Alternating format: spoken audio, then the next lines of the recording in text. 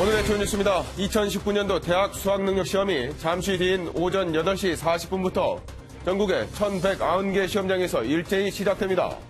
수험생들의 편의를 위해 관공서 등 대부분 직장의 출근 시간이 1시간 늦춰졌습니다. 수능일마다 맹위를 떨쳤던 한파는 없지만 오늘 미세먼지가 기승을 부리겠습니다.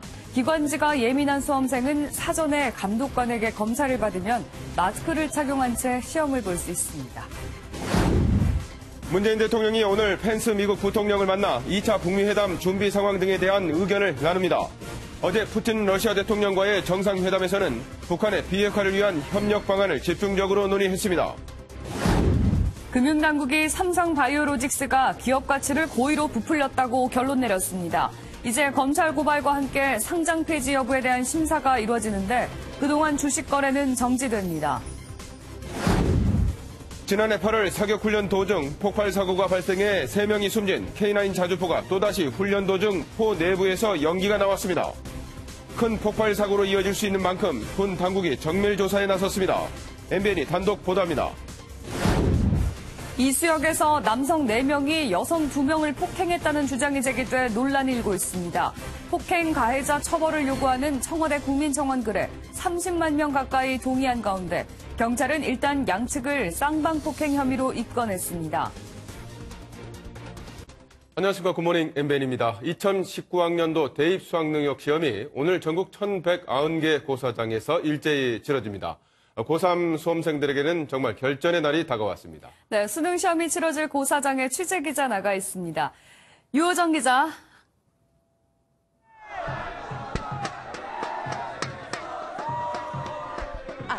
네, 저는 지금 서울 경복고등학교에 나와 있습니다. 네, 아직은 날이 좀 어두워 보이는데 시험장 분위기는 어떻습니까? 네, 이제 입실 완료 시간까지 약 1시간 10분 정도 남았는데요. 아직 이른 시간인데도 불구하고 수험생 선배들을 응원하는 후배들로 지금 북적이고 있습니다. 간간히 입실하는 수험생들의 모습도 보입니다. 다행히 오늘 수능 한파는 없습니다. 하지만 현재 서울 기온 4도로 다소 쌀쌀한 데다 습도 안팎의 큰 일교차가 예상되는 만큼 수험생들은 얇은 옷을 여러 벌 껴입어 체온 관리에 신경 써야겠습니다. 또 수도권 등 일부 지역의 미세먼지 농도가 나쁨 수준까지 오를 것으로 예상되면서 이번 수능엔 마스크 착용이 허용됐습니다. 기관지가 예민한 수험생 등은 미리 감독관에게 마스크를 보여주고 이상이 없음을 확인받는다면 시험 중에도 착용할 수 있습니다. 네, 오늘 수험생들 정말 가슴이 떨릴 텐데 수험생들 어떤 점을 좀 주의해야 됩니까? 예, 수험생들은 8시 10분까지 입시를 모두 마쳐야 합니다. 또 수험표를 분실한 수험생은 응시원서에 붙인 사진과 같은 사진, 그리고 신분증을 가지고 있으면 수험표 재발급이 가능합니다. 올해 시험장에는 휴대전화 등 전자기기는 물론 블루투스 이어폰과 전자담배도 시험장 반입이 금지됩니다. 오늘은 관공서와 기업체 출근이 1시간 늦춰지고 수능 외국어 영역 듣기 평가 시간에는 비행기 이착륙은 물론 자동차 경적까지 금지되는데요. 경찰도 시험장 주변에 대기하면서 수험생 긴급 이송에 나섭니다. 수험생들은 8시 40분 1교시 국어를 시작으로 오후 5시 40분까지 5교시 제2외국어 한문 시험을 치릅니다. 지난해와 마찬가지로 필수인 4교시 한국사 영역에 응시하지 않으면 시험 전체가 무효 처리된다는 점 주의하셔야겠습니다. 이번 수능 시험은 전국 1,190개 고사장에서 59만여 명이 시험을 치르는데요. 수험생 여러분 모두 화이팅 하시고 열심히 준비하신 거 실수 없이 기량 발휘하시길 바라겠습니다. 지금까지 서울 경복고등학교에서 MBN 뉴스 유호정입니다. 문재인 대통령과 동남아 국가 정상 간의 어제 싱가포르 회의에서는 내년 회의 때는 김정은 위원장을 초대하자는 깜짝 제안이 나왔습니다. 이런 가운데 문 대통령은 오늘 마이크 펜스 미국 부통령과 면담하면서 본격적인 북미 중재에 나섭니다. 황재헌 기자입니다. 문 대통령은 어제 동남아 10개국으로 이뤄진 아세안 국가들과 정상회의를 했습니다. 문 대통령은 오는 2020년 한국과 아세안 국가 간 교역액이 2천억 달러에 달할 것이라며 내년 우리나라에서 한 아세안 특별 정상회담을 개최하자고 제안했습니다. 그러자 조코 위도도 인도네시아 대통령은 내년 회의에 김정은 위원장도 초대하자고 깜짝 제안을 했고 문 대통령은 적극 검토하겠다고 답했습니다. 한국과 북한이 함께 특별정상회의에 참석하게 되면 특별정상회의의 의미가 더 살아날 것이라고 평가하고 문 대통령은 또 지난 6월 이후 5개월 만에 푸틴 러시아 대통령과 정상회담을 했습니다. 문 대통령과 푸틴 대통령은 대북 제재 완화에 대해 포괄적으로 이야기를 나눴다고 청와대는 밝혔습니다. 김정은 위원장의 러시아 방문과 관련해서 푸틴 대통령은 김 위원장이 방러에 관심이 있고 현재 협의 중이라고 밝혔습니다. 문 대통령은 오늘 오전 마이크 펜스 미 부통령과 면담합니다. 이 자리에서 최근 논란이 되고 있는 북한 미사일 기지 폐기와 관련한 의견 교환이 이루어질 전망이어서 그 내용에 관심이 쏠립니다. 싱가포르에서 MBN 뉴스 황지연입니다. 북한이 지난 6월 열렸던 미북 정상회담 이후에도 핵탄두의 소형 경량화 작업을 진행 중인 것으로 보인다는 내용이 공개됐습니다. 국가정보원이 국회 정보위원회에 긴급 보고한 사항인데 청와대는 그런 활동을 중단시키기 위해 협상을 하고 있는 것이라면서 진화에 나섰습니다. 조창훈 기자입니다. 국회 정보위원회가 국가정보원 관계자들을 불러 비공개 긴급 보고를 받았습니다. 북한이 미공개 미사일 기지를 운영하고 있다는 외신발 미 국제전략문제연구소 발표가 나온 데 따른 겁니다. 논란이 된 미공개 삭감몰 기지와 관련해 국정원은 현황은 이미 파악하고 있었고 통상적 수준의 활동이 지속돼 왔다며 외신 보도가 지나치다는 입장을 밝혔습니다. 하지만 북한이 북미 정상회담 이후에도 핵 미사일 관련 활동을 진행해온 것으로 추정된다고 밝히면서 또 다른 논란이 확산되고 있습니다. 자유한국당 의원들이 국회 국방위에서 북한이 꼼수를 쓰고 있다며 공세를 이어가자 6월 정상회담 이후에도 핵개발, 핵탄두 소형화 활동을 하고 있다는 걸 인정하는 겁니다. 그렇죠? 청와대는 국정원 보고 내용을 일부 인정하면서도 그런 활동을 중단시키기 위해 협상을 하고 있는 것이라며 확대 해석을 경계했습니다. MBN 뉴스 조창훈입니다. 리종혁 아시아태평양 부위원장 등 북한 고위급 대표단이 한국을 찾았습니다. 경기도에서 열리는 국제대회 참석을 위해서인데 당초 방남 명단에 있었던 김성해 통일전선부 통일전선 책략실장은 모습을 드러내지 않았습니다. 이동석 기자입니다. 리종혁 아태평화위원회 부위원장 등 북한 고위급 인사 5명이 인천공항 입국장을 빠져나옵니다. 경기도에서 열리는 아시아 태평양 평화 번영을 위한 국제대회 참석차 공식 방남한 겁니다. 북한 고위층의 방남에 최대 관심은 김정은 국무위원장의 서울 답방 여부에 쏠렸지만 리 부위원장은 말을 아꼈습니다. 그건 두 수뇌분들이 결정하실 문제이기 때문에 저희들이 왈가왈부할 형편이 못 된다고 생각합니다. 그런데 북미 회담의 핵심 역할을 담당하며 이번에 방남할 계획이던 김성해 통일 전선 책략실장의 모습은 보이지 않았습니다. 김성해 실장은 오늘 왜 빠지게 된 건가요? 여의치 않은 개인적인 사정으로 인해서 못 오게 됐습니다. 행사 주최 측은 북측 사정이라고 전했지만 일각에선 제2차 북미 정상회담 준비로 참석이 어려웠을 것이란 분석이 나오고 있습니다.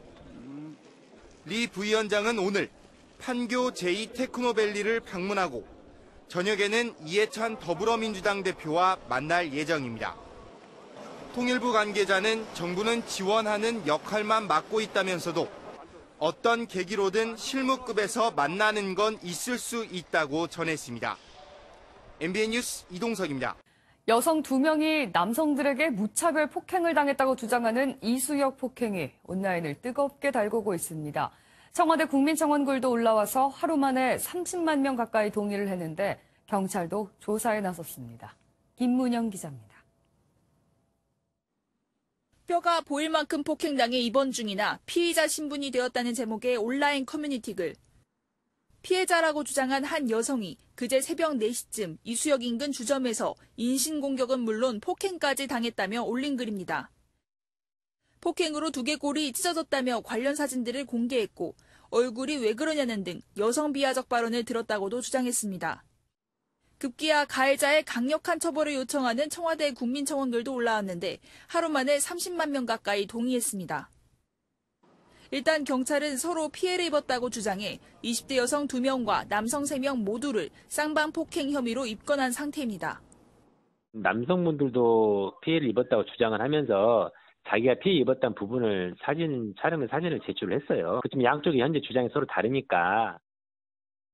경찰은 CCTV와 서로 촬영했다고 주장하는 동영상을 분석하는 한편 오늘부터 당사자들을 차례로 소환해 정당방위 여부 등을 조사할 계획입니다. MBN 뉴스 김문영입니다. 어머니에게 집으로 돌아가겠다는 휴대폰 문자 메시지를 남기고 일주일째 행방불명됐던 대학생이 안타깝게도 어제 숨진 채 발견됐습니다. 경찰은 일단 실족사로 보고 정확한 사망 원인을 조사하고 있는데 유족들은 실종 초반에 경찰에 신속하게 수사하지 않았다면서 안타까워했습니다. 서동균 기자입니다. 폴리스 라인을 친 경찰관들 뒤로 소방대원들이 호수에서 수색 작업을 벌이고 있습니다. 잠시 뒤 물속에서 시신 한 구를 건져냈는데 일주일 전 실종된 대학생 조모 씨입니다. 지난 7일 지인들과 술자리를 가진 조 씨는 빨리 오라는 어머니의 메시지에 알겠다는 답변을 남겼습니다. 주변 CCTV 조사 결과 조 씨가 집으로 돌아가려 처음 택시를 탄 시각은 8일 오전 0시 18분쯤. 하지만 이후 내렸고 다시 택시를 호출했지만 이번엔 타지 않았습니다. 조 씨가 마지막으로 발견된 건 오전 1시쯤 동호수 근처였습니다. 경찰은 조 씨의 휴대전화 마지막 신호가 석촌호수 동쪽인 점을 토대로 동호수를 수색해 시신을 찾아냈습니다. 유가족들은 초반 경찰 수사에 문제점을 지적합니다. 조 씨가 실종된 곳은 서울 송파구였지만 실종 신고는 집이 있는 남양주 경찰서에서 하다 보니 두 기관의 수사 협조가 빠르게 되지 않았다는 겁니다. 화요일날 제가 실종 신고하고 일요일날 여기 왔어요. 일요일부터 제가 데려다니면서 같이 CCTV 찾기 시작한 거예요.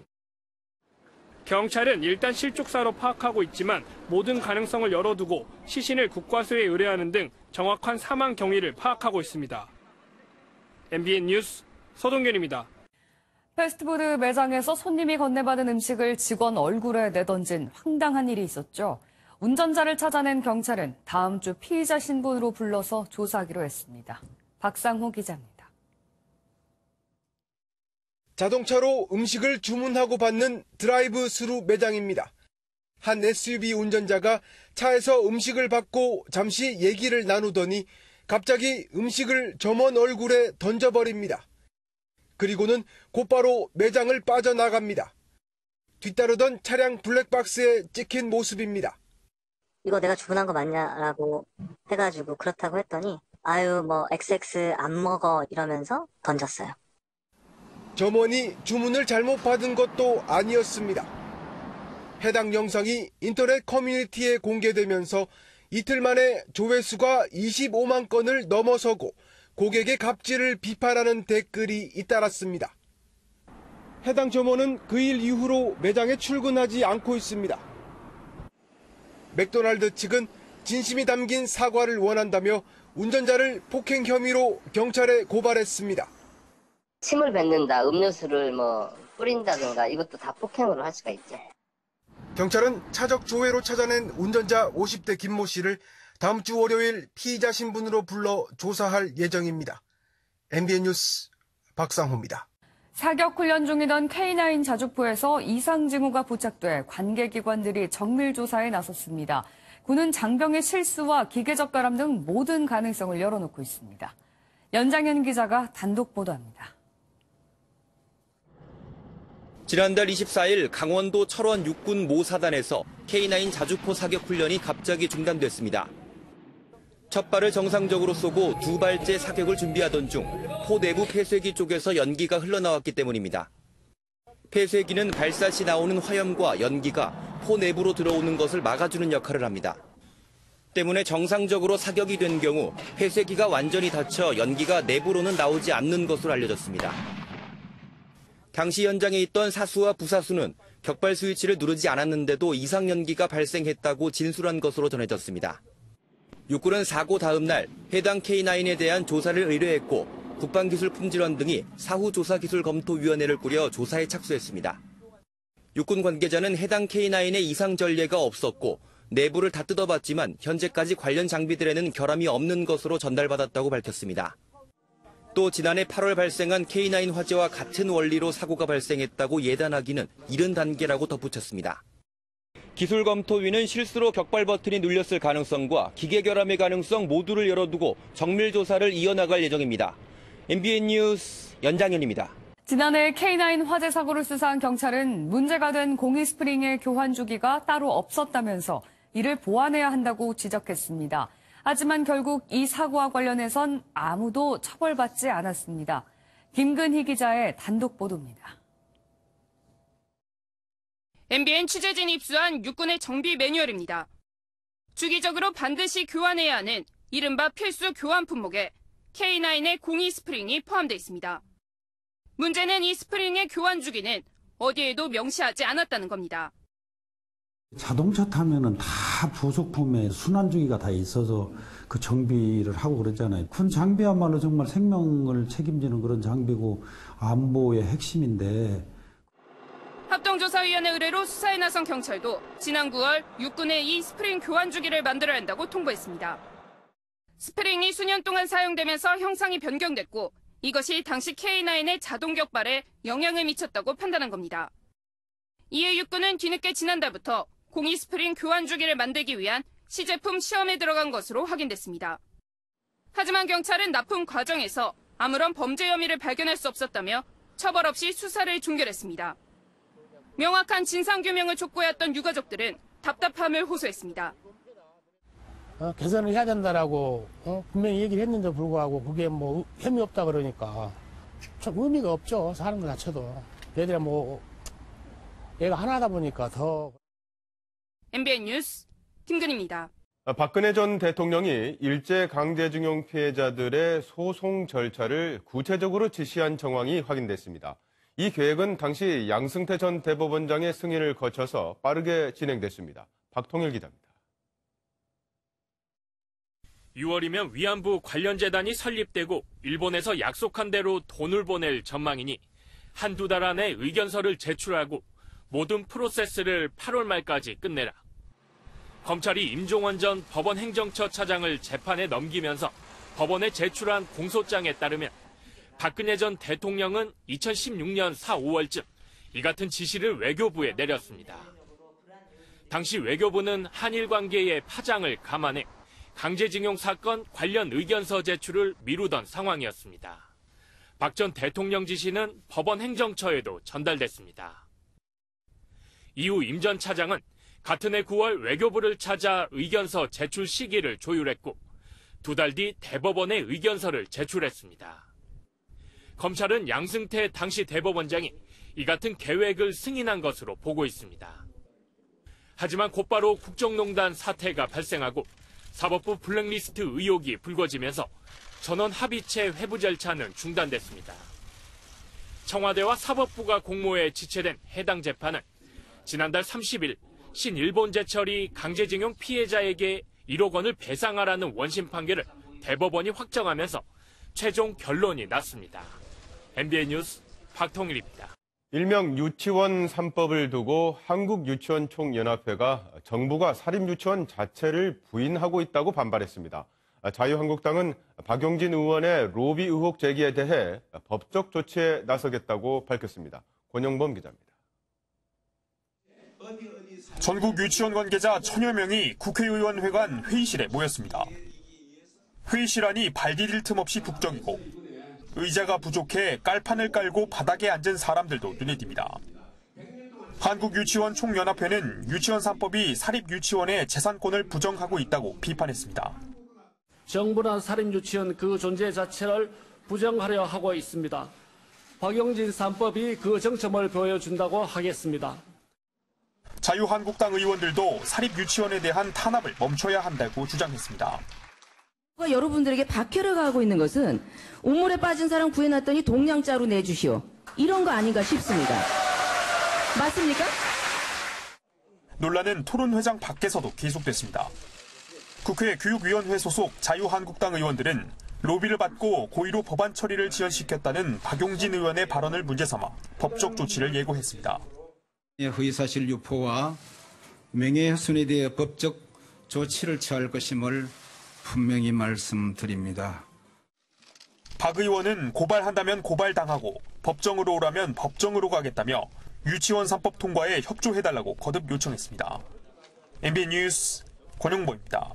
민주평화당 당기윤리심판원이 음주운전으로 무리를 빚은 이용주 의원에 대해 당원권 정지 3개월 징계 처분을 내렸습니다.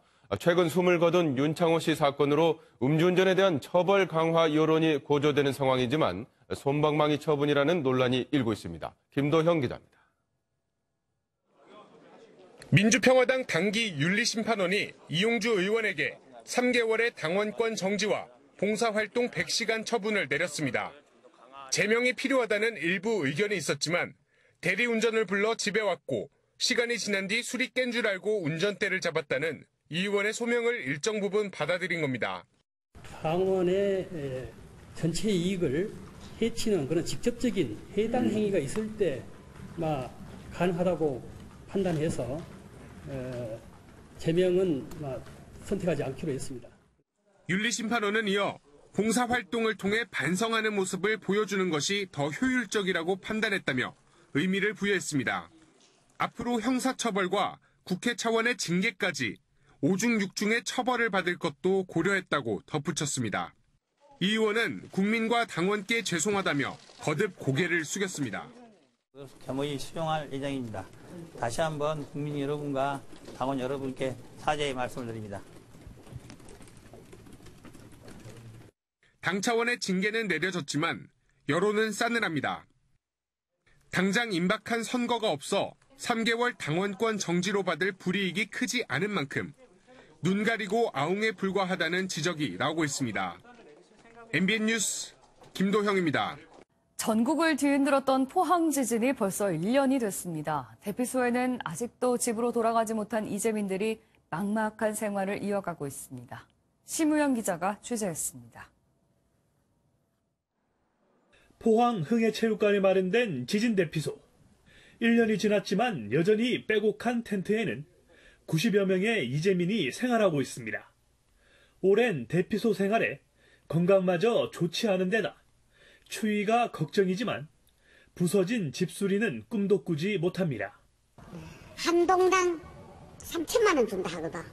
한 동당 그러면 한 동이 60집도 되고 그렇거든. 그러니까 거의 30만 원 주는 건 어디 찍어 붙일 때도 못 찍어 붙여요, 그거는. 컨테이너로 만든 임시 주거지인 희망 보금자리에 머무는 이재민들도 사정은 마찬가지. 30제곱미터인 좁은 컨테이너 집은 여름엔 덥고 겨울에는 보일러를 틀어도 견디기 힘듭니다. 그걸 안 지는 더 나나지. 추가도 살아줘야 하는 겨. 임대 기간이 2년으로 짧은 데다 재건축은 지지부진한 상황. 복구까지는 아직 3년을 더 기다려야 합니다. 이건 주부 못 삽니다요. 다 복구해준다고. 그래놓고 소식도 없고 해줄 생각도 안 하고. 지진 및 재난관리법 등 7개 법안은 국회에서 논의조차 이루어지지 않고 있습니다. 지진이 발생한 지 벌써 1년이 지났습니다. 하지만 정부와 지자체의 무관심 속에 이재민들은 여전히 힘든 나날을 보내고 있습니다. MBN 뉴스 심우영입니다. 금융당국이 삼성바이오로직스가 기업 가치를 고의로 부풀렸다고 결론 내리고 검찰에 고발했습니다. 바로 주식 거래가 정지됐는데 8만 명에 달하는 소액 투자자들의 피해가 불가피해 보입니다. 이기종 기자입니다. 삼성바이오로직스는 2015년 자회사인 삼성바이오에피스를 공동 지배회사로 변경합니다. 이 과정에서 회사 가치가 재평가되면서 적자 기업은 단숨에 흑자 기업으로 탈바꿈됩니다. 금융위증권선물위원회는 삼성바이오 측이 2012년 설립될 때부터 공동 지배회사로 회계 처리해야 한다는 걸 알고 있었다고 봤습니다. 하지만 상장을 앞둔 2015년에야 회계 기준을 자의적으로 해석해 고의로 기업 가치를 부풀렸다는 게 당국의 판단입니다. 분식 회계 규모만 4조 5천억 원에 달합니다. 지배력 변경을 포함한 다소 비정상적인 대안들을 적극적으로 모색한 것으로 나타났습니다. 증선이는 삼성바이오 법인을 검찰에 고발하고 대표이사 해임을 권고했습니다. 하지만 회사 측은 적법한 회계 기준을 적용했다며 행정소송을 제기하겠다고 반발했습니다. 하여튼 그 본질을 보시는 게 좋아요. 본질을. 회계 처리의 적법성에 대한 본질을 보고. 삼성바이오 주식 거래는 즉시 정지됐고 앞으로 거래소의 상장 폐지 심사를 받게 됩니다. 당장 8만 명에 달하는 소액주주들의 피해가 불가피하지만 회계 문제만으로 상장 폐지까지 가진 않을 것이라는 게 대체적인 관측입니다. 정상적인 경영 활동을 할 수 있는, 영업 활동을 할 수 있는, 그럼으로써 이윤을 창출할 수 있는 그런 기업이냐에 대한 판단은 중요한 판단 요소 중에 하나. 증선이는 삼성바이오의 모회사인 삼성물산에 대한 감리도 검토하겠다고 밝혀 그룹 지배구조 재편 작업에 변수가 될지도 주목됩니다. MBN 뉴스 이기종입니다. 정부와 국회가 올해 안으로 탄력근로제 단위기간을 확대하기로 합의했는데요. 민주노총은 과로사를 늘리는 정책이라면서 강력 반발하고 있습니다. 정설민 기자가 보도합니다. 정부가 탄력근로제 확대에 속도를 내고 있습니다. 이재갑 고용노동부 장관은 탄력근로제를 시행하고 있는 기업들을 만났습니다. 탄력근로제는 불필요한 업무를 줄여 근로자의 만족도를 높일 수 있다고 밝혔습니다. 근로자들의 직무 만족도도 높아지고 기업의 생산성도 높일 수 있다고 생각합니다. 민주노총은 정반대 입장입니다. 탄력근로제는 돈은 덜 주고 일은 더 시키려는 노동지옥 법안이라고 반발했습니다. 지금도 한 해 평균 370명이 과로로 목숨을 잃는 데 더 늘어날 수밖에 없다는 주장입니다. 탄력근로기간에 대한 확대가 되면 노동조합이 없는 곳에서 도리어 사측에 일방적으로 강행하는 것을 그저 당하고 있어야 될 노동자들이 너무도 많기에 민주노총 지도부는 오는 21일 총파업을 앞두고 시국 농성에 돌입했습니다. MBN 뉴스 정살민입니다. 병원 측의 투약 사고로 인해 딸이 죽었다는 것을 증명하기 위해 7년간 법정 싸움을 한 가족이 있습니다. 병원 측과 기나긴 소송이 이어지면서 이러지도 저러지도 못하는 사이 딸의 시신은 7년째 차가운 영안실 냉동고에 안치돼 있습니다. 배준우 기자입니다. 사건은 7년 전으로 거슬러 올라갑니다. 당시 31살이었던 여성 김민주 씨는 목 근육이 떨리고 통증을 동반하는 이른바 사경증 치료 수술을 받았습니다. 그런데 일주일 뒤면 퇴원한다던 김 씨는 40여일 만에 사망했습니다. 김 씨의 수술 부위가 터지지 않도록 뇌압을 낮추는 주사제를 투약해야 했지만 엉뚱하게 다른 사람에게 놓은 게 문제였다고 가족들은 주장합니다.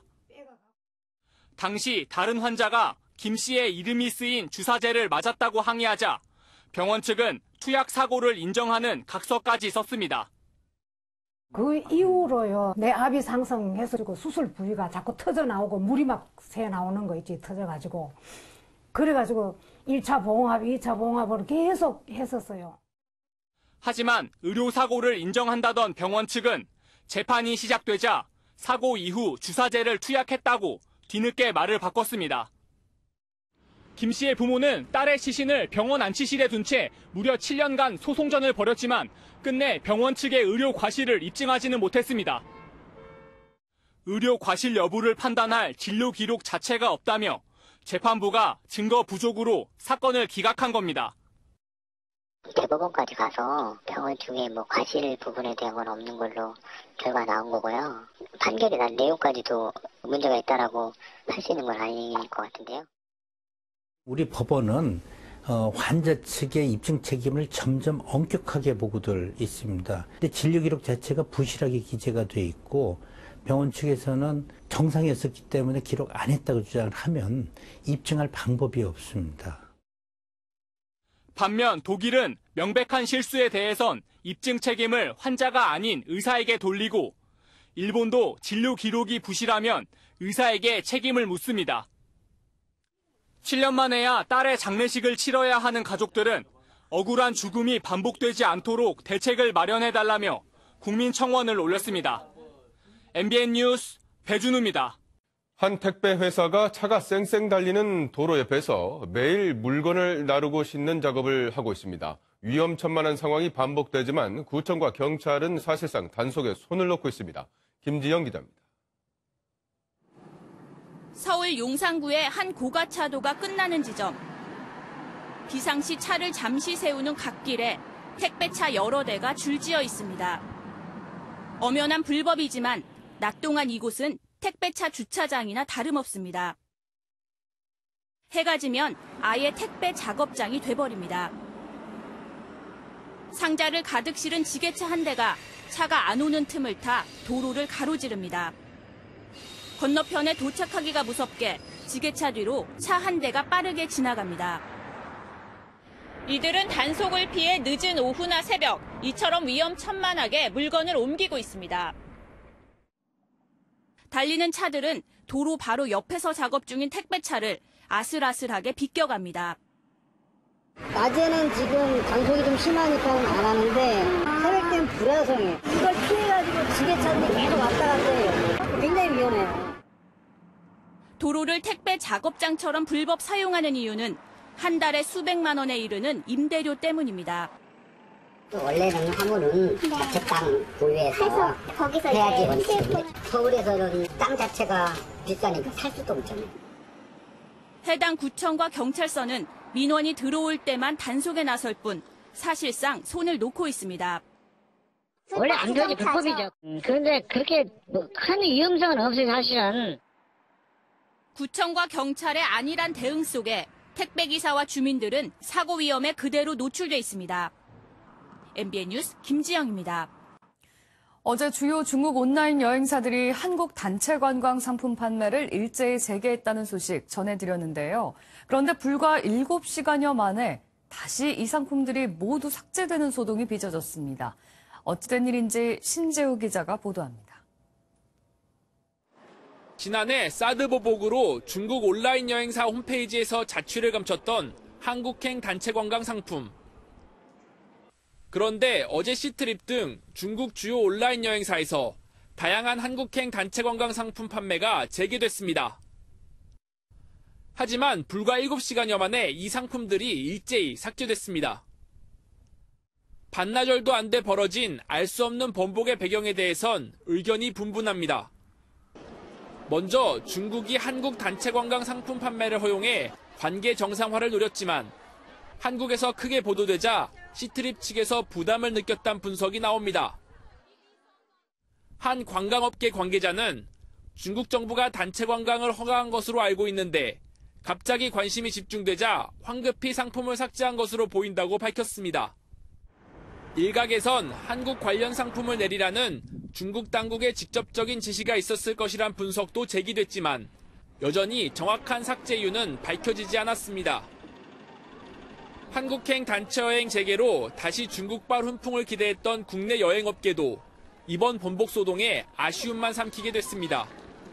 MBN 뉴스 신재우입니다. 자치경찰제의 전망에 대해 기대와 우려가 엇갈리고 있습니다. 지역 범죄를 집중 관리할 수 있다는 기대와 달리 재정 자립도 편차에 따라서 치안 서비스가 달라질 수 있다는 우려도 있습니다. 강세훈 기자가 보도합니다. 전국에서 재정 자립도가 가장 낮은 전라북도의 소방헬기입니다. 노후화가 심해 제 역할을 하지 못하는 경우가 많습니다. 이 소방헬기는 보시는 것처럼 소형 헬기입니다.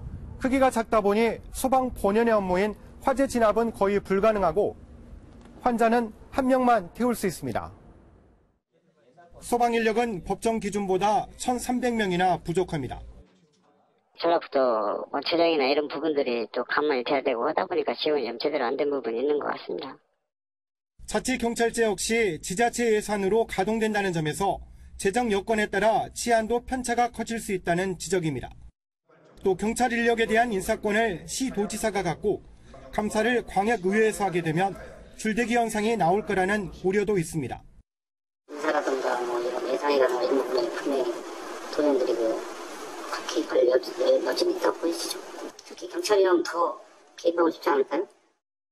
반면 지역 범죄를 집중 관리해 더 안전한 사회를 만들 수 있다는 의견도 있습니다. 학교폭력이라든지 여성적인 성폭행 이런 것도 요즘 주변에서 많이 일어나는 거다 보니까 효과가 있다라고 하면은 자치경찰에 대해 구체적인 계획이 마련되고 시행되기까지 상당한 진통이 예상됩니다. MBN 뉴스 강세훈입니다. 지도부의 폭언과 부당한 처우에 문제를 제기하며 호소문을 제출했던 전 컬링 국가대표 팀킴 선수들이 오늘 기자회견을 엽니다. 팀킴은 최근 논란이 된 지도부의 폭언과 부당한 처우 등에 대한 입장을 밝힐 예정입니다. 굿모닝 비즈 소식입니다. 현대차가 베트남 반조립 제품 공장의 연간 생산량을 6만 대 늘려 10만 대 수준까지 끌어올릴 계획입니다. 현대차는 증산을 통해 베트남을 발판 삼아 동남아 시장 공략에 박차를 가할 계획입니다. 한국경제연구원이 최저임금 인상으로 2021년까지 최대 47만 6천 개의 일자리가 감소할 것이라는 주장을 내놨습니다. 한경련은 최저임금 인상이 고용과 소득, 재분배에 미치는 영향 보고서를 통해 지금처럼 최저임금을 빠르게 인상하면 고용이 악화되고 소득 격차는 확대될 수 있다고 밝혔습니다. 한국마사회가 레츠런파크 서울에서 2018 사랑의 김장 나눔 한마당 행사를 열었습니다. 올해 행사에는 김낙순 마사회장과 레츠런 엔젤스 봉사단 등 180명이 참석했고 김장김치 1.1톤 1,100박스를 만들어 과천과 의왕, 안양 지역의 취약계층에게 전달했습니다. 현대건설은 건설업계 최초로 2018 서울시 사회공헌 대상을 수상했다고 밝혔습니다. 지역사회 주민의 지속적인 나눔 활동과 주거환경 개선, 임직원 봉사활동을 진행한 공로를 인정받았다고 회사 측은 설명했습니다. 다음은 화제 영상입니다. 여러분 혹시 만찢남이란 말 들어보셨나요? 만화를 찢고 나온 남자의 줄임말인데요. 그만큼 비현실적으로 멋지다는 건데 이분은 너무 현실적인 게 문제가 됐네요.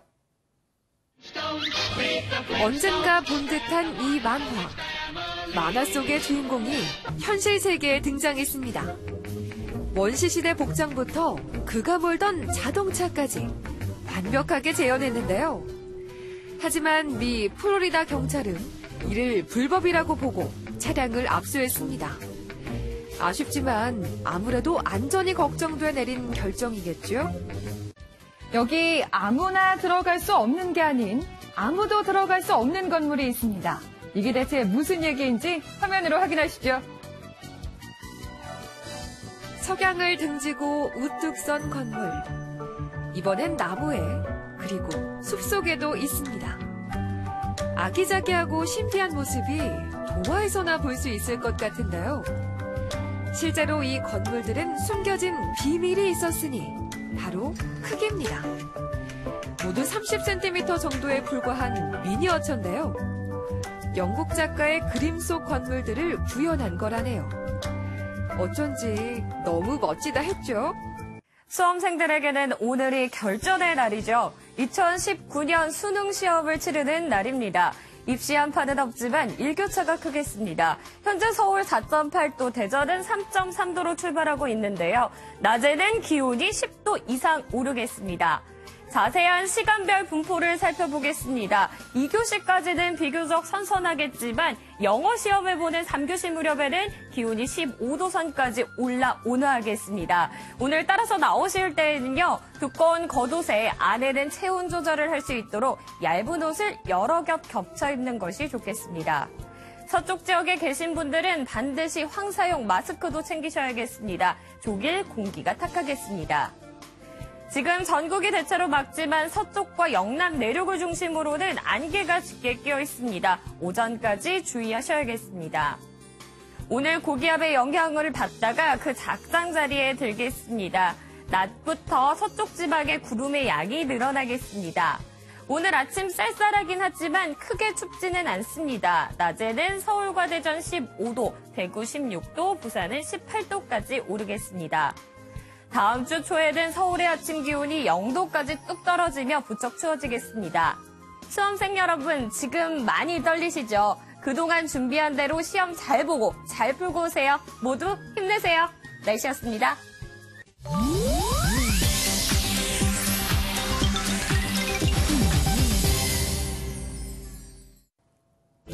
인터넷에서는 어떤 소식들이 화제일까요? 인터넷 와글와글입니다. 캄보디아에서 외국인을 위해 아기를 대신 낳아주는 이른바 아기 공장이 또 적발돼 충격을 주고 있습니다. 현지 경찰은 지난 8일 캄보디아의 한 주택을 급습해서 대리모 11명과 관리인 4명을 체포했는데요. 대리모들은 출산을 하면 약 1,000만 원을 벌 수 있다는 말을 듣고 고용된 봉제 공장 근로자들이었습니다. 캄보디아에서는 올해 6월에도 중국인을 위해 고용된 대리모들이 적발돼 사회 문제로 떠올랐습니다. 프로포즈 반지도 아니고 아이스크림에서 갑자기 쇳덩이가 나온다면 어떨까요? 아이스크림을 먹을 때 금속 탐지기를 사용해야 하는 이유라며 한 온라인 커뮤니티에 글이 올라왔습니다. 글쓴이는 한 유명 제과업체의 아이스크림을 먹다가 딱딱한 게 씹혀서 꺼내봤더니 쇠 부품이 있었다고 주장했는데요. 앞니까지 깨지는 피해를 입은 소비자는 업체에서 진단서를 떼오면 보상을 해주겠다고 말한 데 대해 부당함을 느끼고 한국소비자원에 피해 구제 신청을 하게 됐다고 설명했습니다.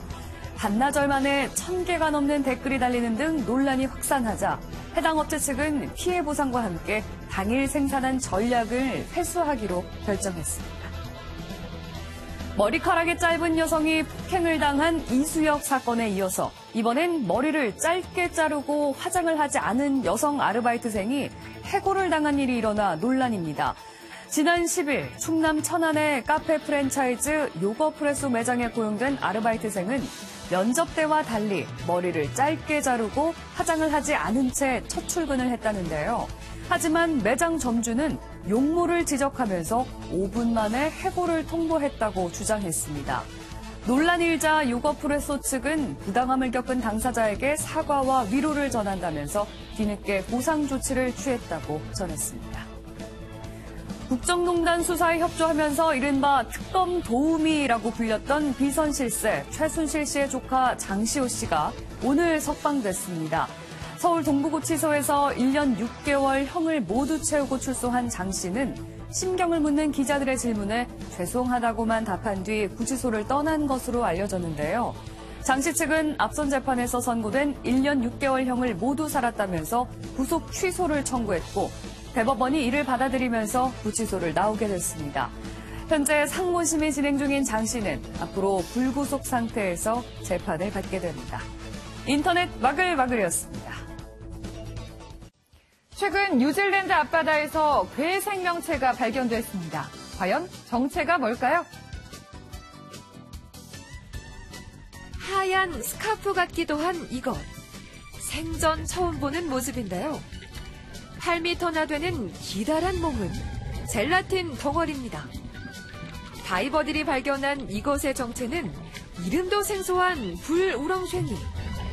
조그만 생명체들이 모여서 형태를 이룬 거라고 하는데요. 정말 신기하네요. 지금까지 굿모닝 월드였습니다.